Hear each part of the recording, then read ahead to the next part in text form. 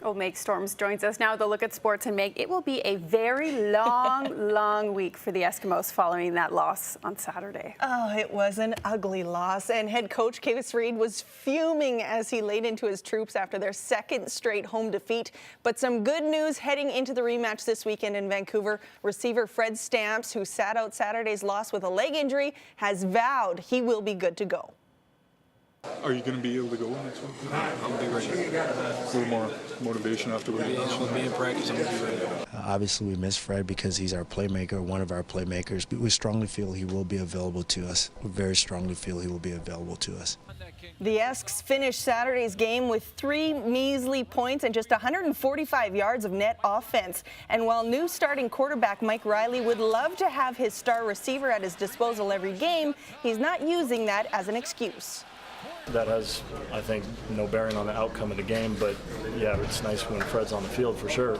But everybody that was out there on the field is capable of playing and capable of getting a win, so that was not the difference maker. On a positive note, a pleasant surprise on the Eskimos roster this season is a rookie cornerback who has done a bang-up job of shutting down some of the league's top receivers. Blue light takes another shot, wants Arsenal again, and Grimes makes the defensive play. Aaron Grimes, who came in this season to replace now NFLer Rod Williams, is one quick defender, but that's not the first thing you'll notice about the 22-year-old. Check out those trademark locks. You may not know my name, but you're gonna see that hair in the camera. So as long as that hair is making plays and doing good things, and that's what people know me for, then hey, I'm all right with people knowing me as the guy with the ponytail. The former University of Idaho Vandal hasn't had a serious haircut in 8 years, and yes, he's heard the comparisons to Pittsburgh Steelers safety Troy Polamalu. From what I heard, he has insurance on his hair and all that good stuff, so I don't got that. Mine's just back there. The Eskimos and Lions square off again this Saturday at BC Place. And we recently caught up with the Edmonton Oilers' first-round draft pick, Darnell Nurse. And there's no shortage of storylines when it comes to the 18-year-old blue liner, including his athletic bloodlines. My uncle, Donovan McNabb. McNabb running. McNabb has a touchdown. My dad, Richard Nurse, they both played football.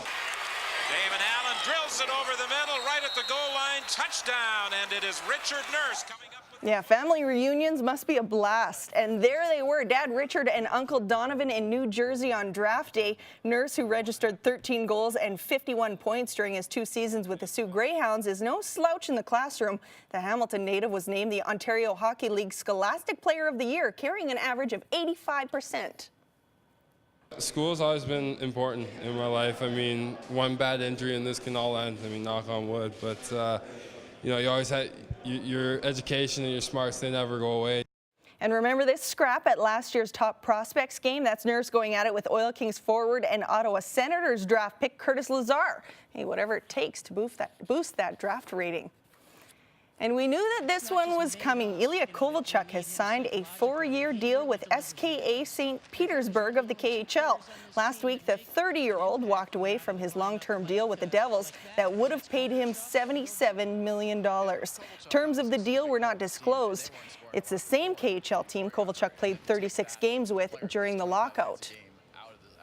And after being bought out from the Oilers organization at the beginning of July, Eric Belanger signed a 1-year deal in the KHL today. Belanger had 4 goals and 19 points in 104 games with the Oilers. The 142nd British Open Championship tees off this week in Scotland as it returns to Muirfield for the first time since 2002. Tiger Woods' major drought continues over 5 years and counting, his last coming in 2008 at the U.S. Open. Tiger will play his first 2 rounds with Graham McDowell and Louis Oosthuizen. This is Woods playing with his girlfriend Lindsey Vonn at the practice round today. World number 2 Rory McIlroy and Phil Mickelson are in a group together. Canadian Graham Dillette will tee off at 1 a.m. Mountain Time. It's All-Star Week in the majors. The game goes tomorrow from Citi Field, home of the Mets. Tonight, the Home Run Derby. Defending champ Prince Fielder looking to become just the second 3-time winner. Down to his last out, hits the 5th bomb, estimated at 424 feet. Fielder is eliminated with only 5 in the opening round. Yoenis Cespedes averaging nearly 408 feet per home run this season.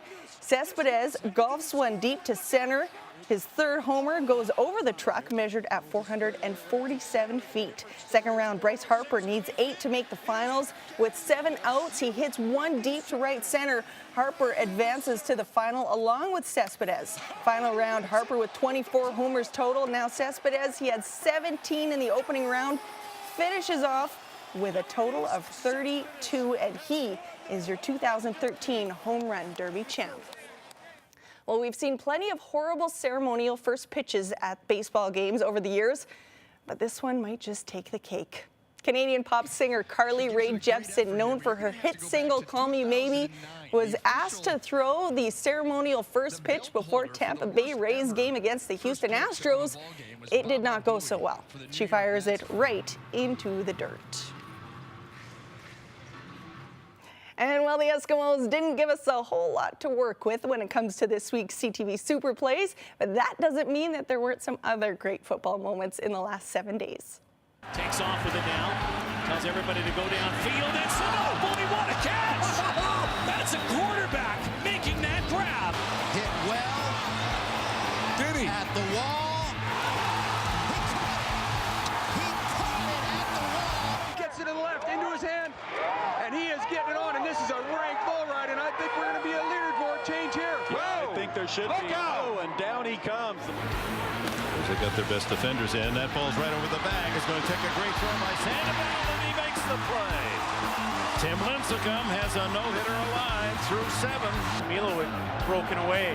Camilo does ever so well to bring that down. Camilo in all alone. Can he get by his man? Camilo on the right foot. Camilo! There it is! Brazilian magic! Oh, another great right starter. Look at Caleb. Lots of kick, lots of strength, lots of aggressiveness on Caleb's side. I mean, an absolutely perfect ride. Last week against Winnipeg. Now Calvillo goes in zone, and it is caught for a touchdown. So Carly Rae Jepsen, she could sing, not so much on the field. Do you think you could do better? You know, I don't think so. I filled in once. We have a CTV softball team, and I filled in once last year, and they put me a back catcher because they thought I'd be so horrible, and I couldn't even hit the pitcher when I was throwing it. Back catcher, that's where they stick the girls at first base. Yeah, it's not fair, but that Carly Rae pitch, that definitely should have been Super Plays. Yeah. Thanks, Meg.